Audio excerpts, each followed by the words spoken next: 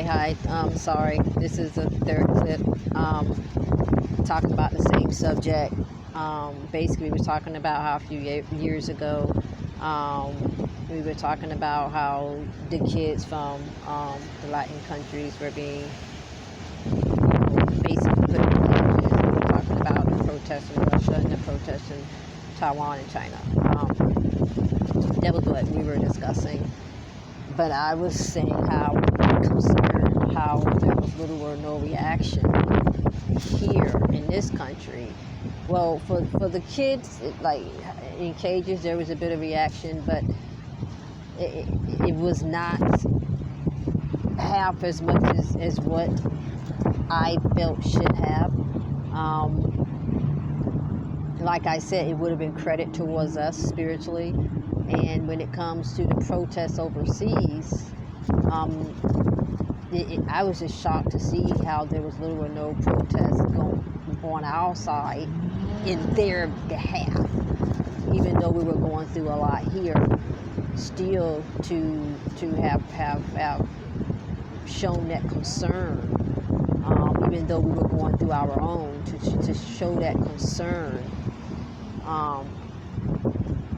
For someone else that we didn't know, for someone that didn't speak our language, for someone that wasn't from our country, for someone that wasn't perhaps our religion, to show that concern for someone else, and to reach out and say, look, we want to help alleviate some of your pain when it comes to this. What can we do? And to show that unit, I didn't see that here, and it would have helped us. It would have been credit to us spiritually. It wasn't done. I didn't see it. And then there was a situation where people were literally getting picked up for advocating against the Trump administration. There was one situation where it was the lawyer, I think his name was Avenatti. I don't know what happened in his situation. I really don't. I saw that how the Democrats didn't, I don't know, they ignored the subject. They were picnicking, saying, well, what about this and that? Or did it? None of that mattered. The reason he got picked up is because of his advocating against the actions of the Trump administration, period. And that should have been the only thing the Democrats looked at, and certain ones should have spoke about it and advocated against that action in his behalf, and I didn't see that either. It was a lot, just a lot of different things people were not doing that they were supposed to have been doing, and it would have been credit to them spiritually. I was on Twitter just raising hell basically because I was just disgusted. And when it comes to the Democrats on that side, it was total silence, and I was shocked. They picked him up because he was advocating, because he was speaking out against some of the actions of the Trump administration. That is why he was picked up, period. And I was disgusted how our party, how no one spoke up against that. Everyone wanted to save themselves. That's not gonna work. That's not gonna work. Like I said, I can sit here and make these videos for you guys. If you don't listen, if you don't change, and if you continue to save yourselves, or seek to save yourselves,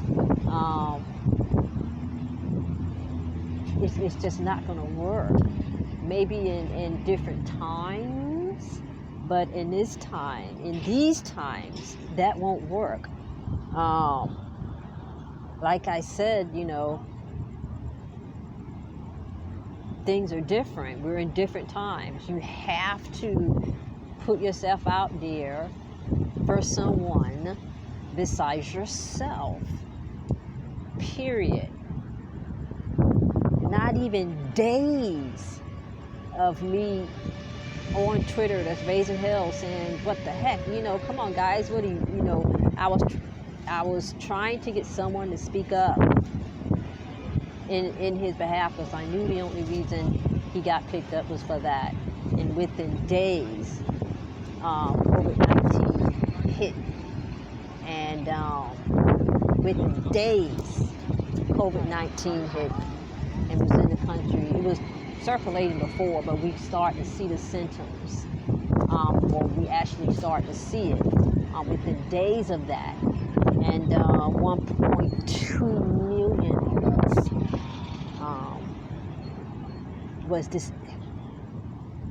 are now deceased. 1.2 million. 1.2 million dead. And I just want to say that I don't know.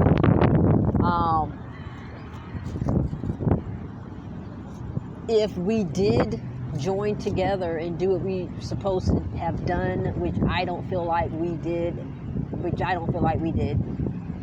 if we did do that,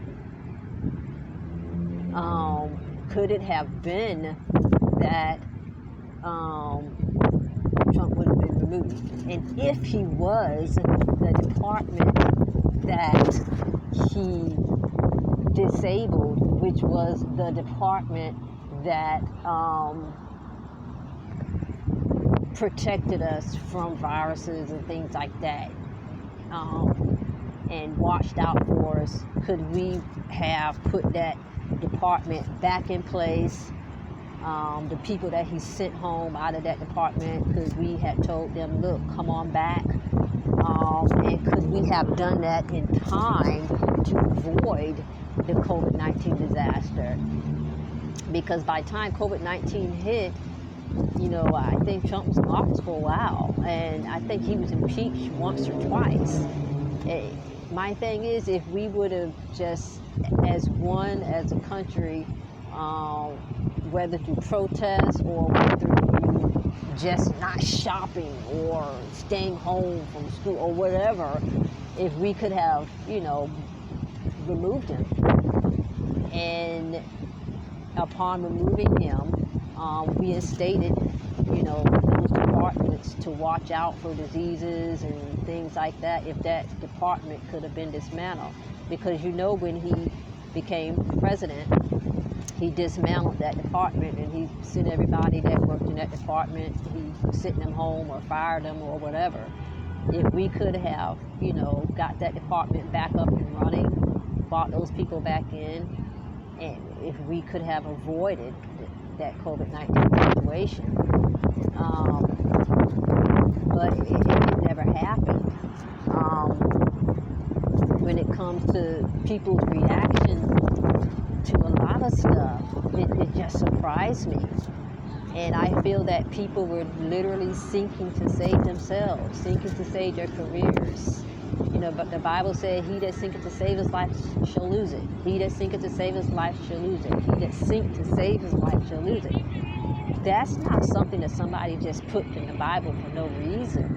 It's actually, if you sink to save yourself, if you sink to save your life, automatically it'll flip and you will lose it.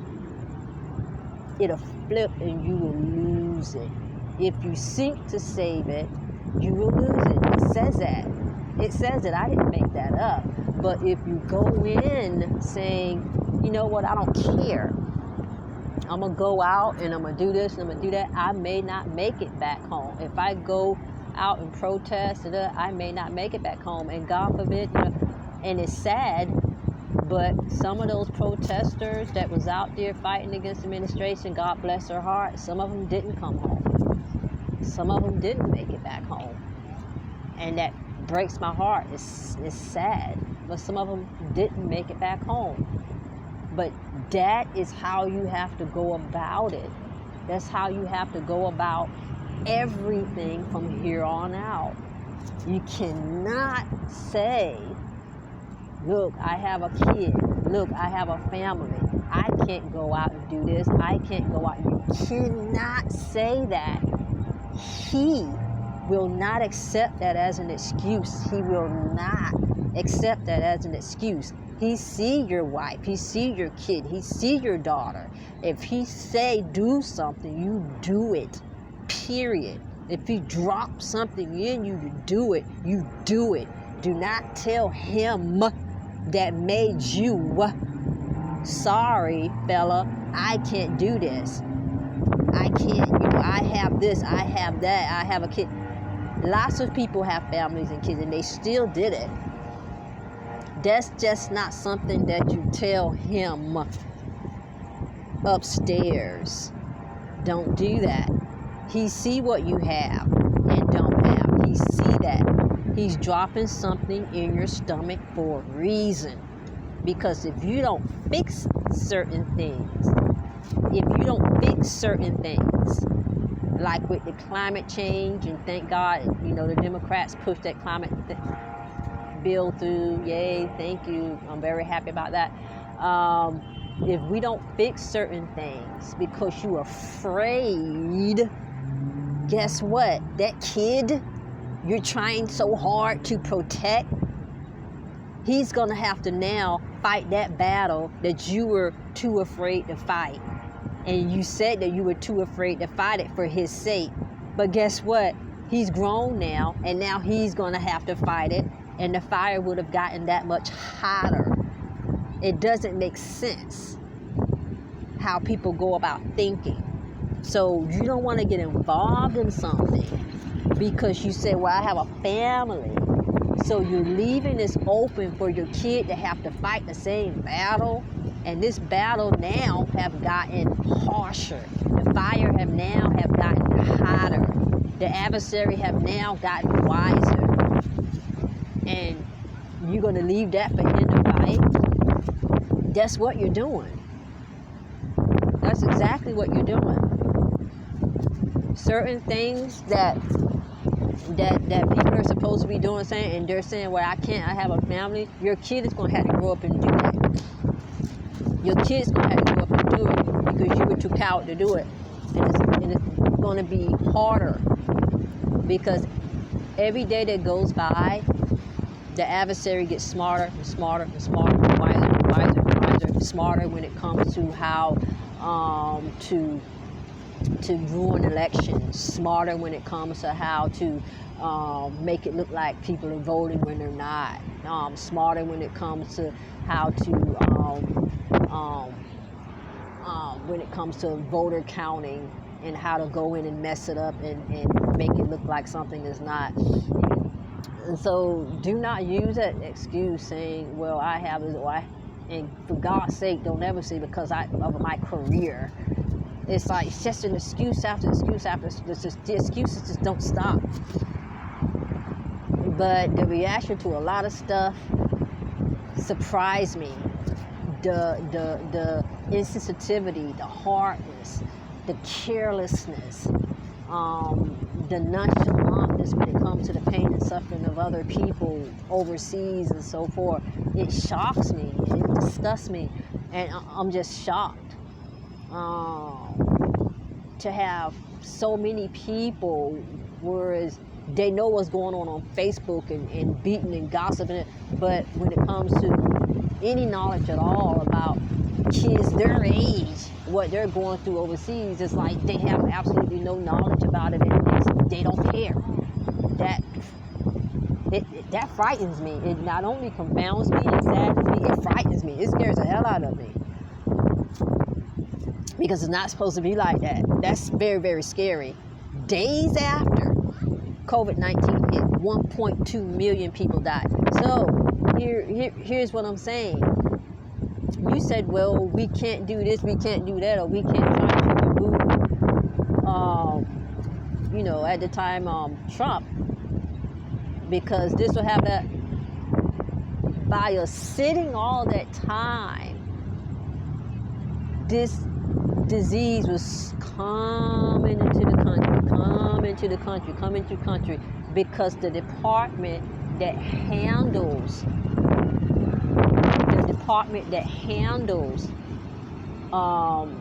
the disease, to watch for diseases, to watch for viruses, to watch for us, that department had been dismantled and the people sent home. And it just amazes me, because I almost know with a little more fight, it probably wouldn't have happened, but maybe it would have. Maybe he could have been removed. Maybe the department could have been reinstated with a little bit more fight. I don't know. But my thing is, was it even attempted? Was it even attempted? Because I just saw a lot of nonchalantness. And then days after, that's when COVID-19 hit and the entire country shut down, and 1.2 million people dead. 1.2 million.